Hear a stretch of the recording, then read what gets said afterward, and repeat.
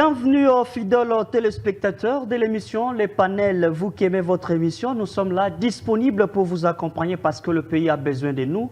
Et nous, si nous existons, c'est grâce à vous, nos fidèles téléspectateurs. Le pays est agressé par les Rwandais sous tutelle des Kagame. Et là, nous y réfléchissons à tout moment pour qu'on mette des pressions à cet ennemi permanent qui est Kagame, qui met très mal à l'aise la population congolaise. Nous voulons y réfléchir. Les rendez-vous est toujours chaque mardi à 15h30 en direct, et puis la rediffusion à 22h20, et puis les jeudis, même horaire, et les samedis. Nous sommes là autour de la table pour réfléchir avec l'ingénieur Claude Mbouyi, qui est secrétaire exécutif du Conseil national de la jeunesse, et puis expert en leadership et gouvernance des organisations de jeunes. Avec lui, c'est pour discuter autour de la grande thématique qui est la jeunesse et la gouvernance. Nous voulons en réfléchir. Pourquoi? Parce que si vous regardez très bien, aujourd'hui, l'avenir de la RDC, c'est entre les mains de ces jeunes, alors qu'en même temps, ils sont dans une marmite subie par les pressions politiques.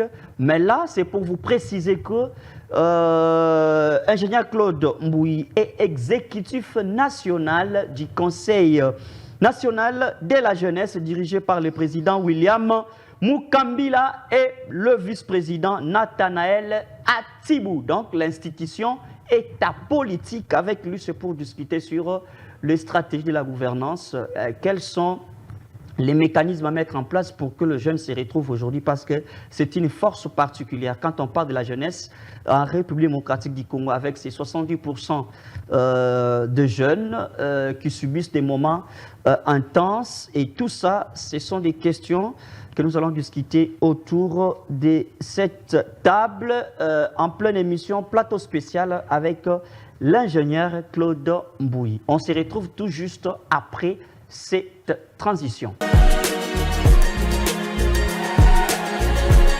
Terrain, qu'on sente que c'est une institution à part entière qui travaille pour la cause de la jeunesse.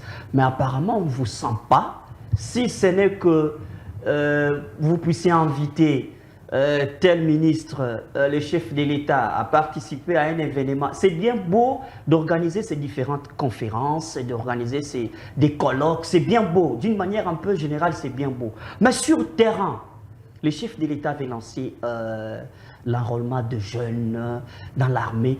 Quelles sont vos activités pour convaincre le jeune à prendre cette conscience qu'il faut s'enrôler et accompagner, parce que vous avez illustré les Wazalendo qui sont au front.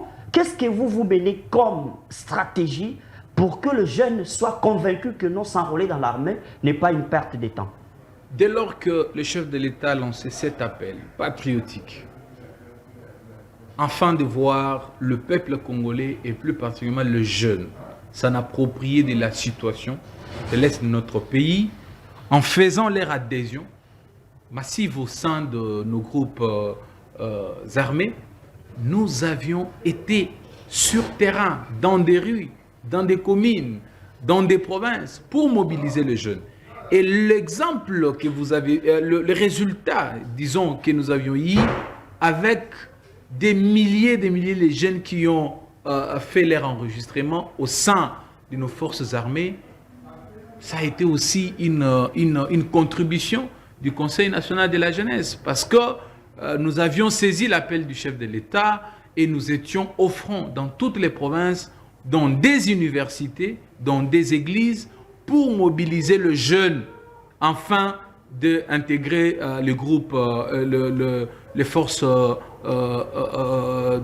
loyales, les forces loyales qui sont nos FARDC. Et nous avions travaillé même à son temps avec une structure, si je ne m'abuse pas, c'est CAS de l'armée, avec les colonels Mimi, si je ne m'abuse pas. On a travaillé sur ces grands projets et les jeunes ont été sensibilisés, les jeunes ont été mobilisés, les jeunes ont été prêchés pour intégrer nos forces armées. Très bien. Et nous avons eu les Wazalendo. Vous allez continuer. Et là, c'est le résultat marquant de tout ce que nous avons fait et d'autres acteurs ont fait. Non, mais ne dites pas que c'est à partir de votre action-là que les Wazalendo ont pris cette conscience.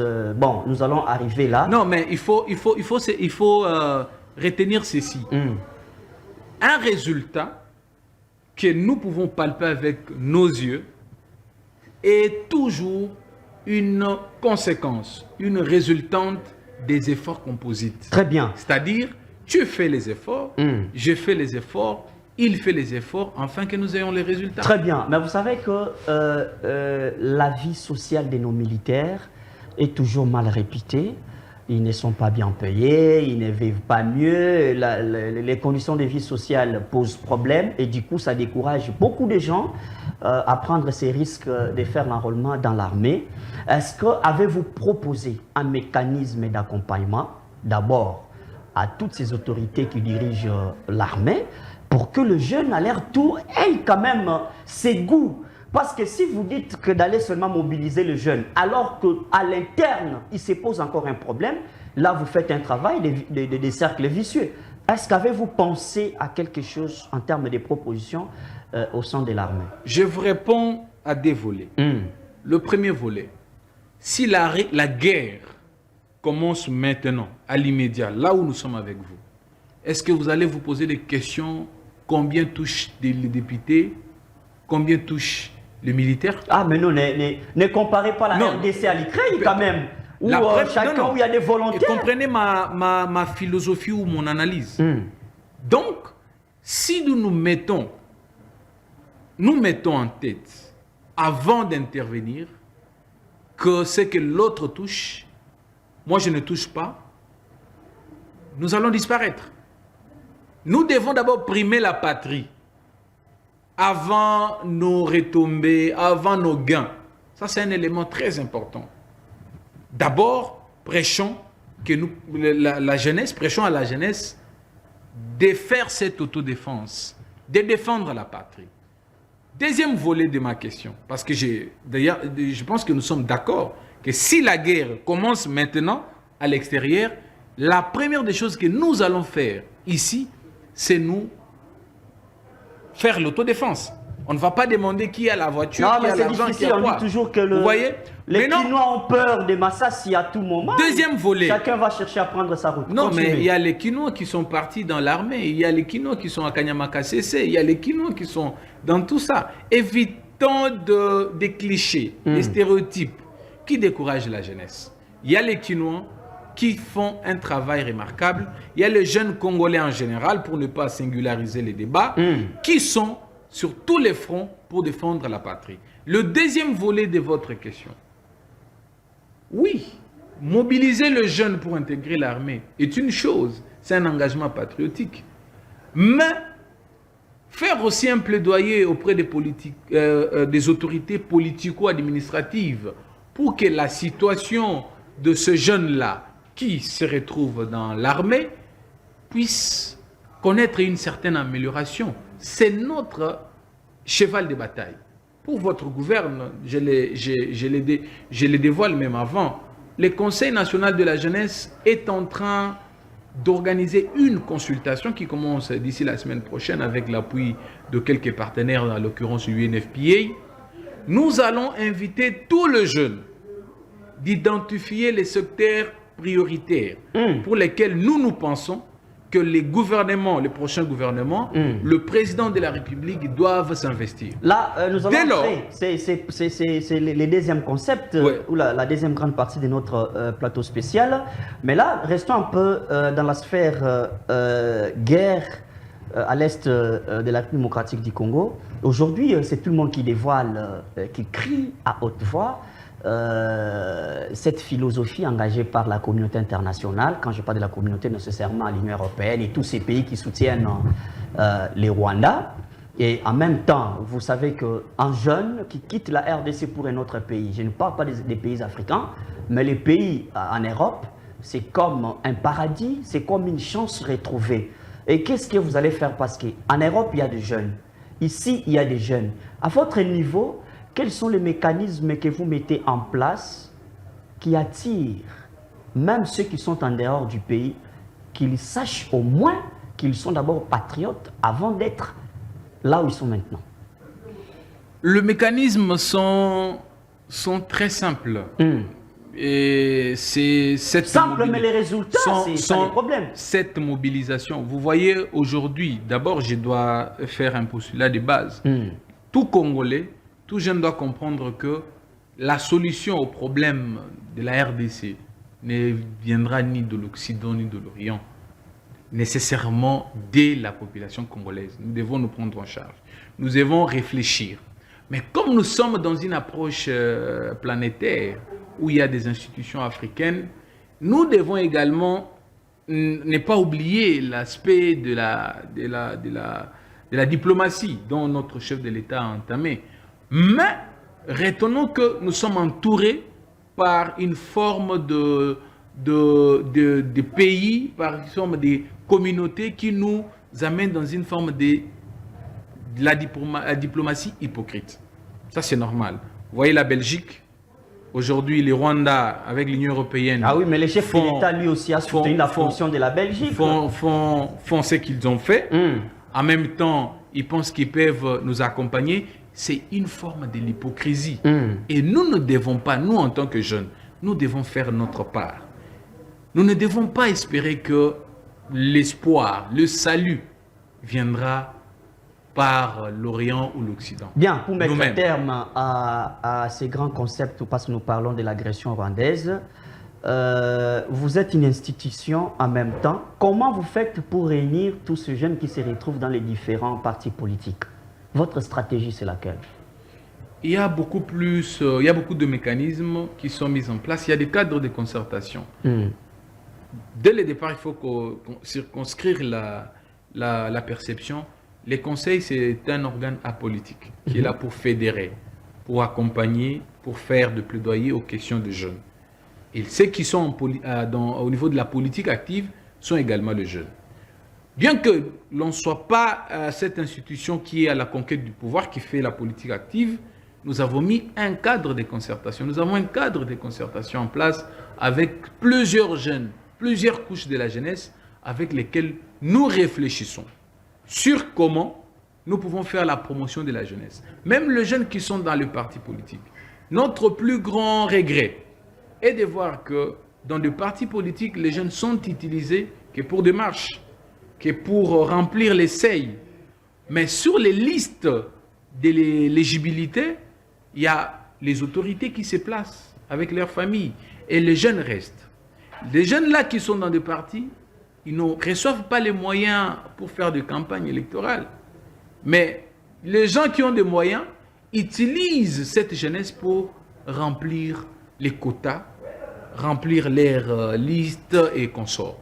Et de là, nous faisons un plaidoyer à toutes ces autorités et aussi aux jeunes d'hausser les tons, de parler. Vous n'êtes pas des accompagnateurs dans vos partis politiques. Nous sommes des acteurs. Nous ne sommes pas seulement une cible. Nous sommes les acteurs du changement.